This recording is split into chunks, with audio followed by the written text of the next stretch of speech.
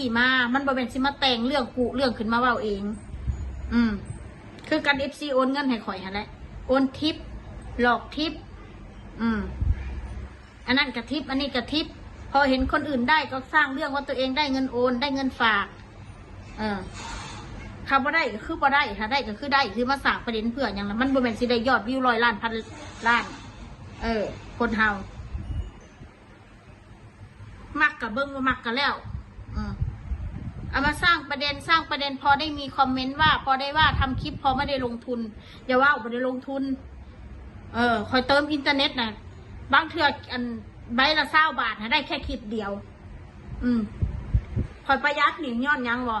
มื้อหนึ่งอินเทอร์เน็ต60 บาทบางมื้อละ100บางมื้อละ40มันแล้วแต่มื้อเน็ตอยู่เล่าถ้าเกิดว่ามันตกปุ๊บมันก็โหลดคลิปโด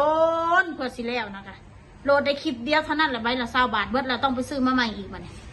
นอกจากไปเพื่อนแม่มอนมี Wi-Fi ไปนั่งโหลด Wi-Fi เราแหละได้อยู่แต่ไปเพื่อนแม่เขากับ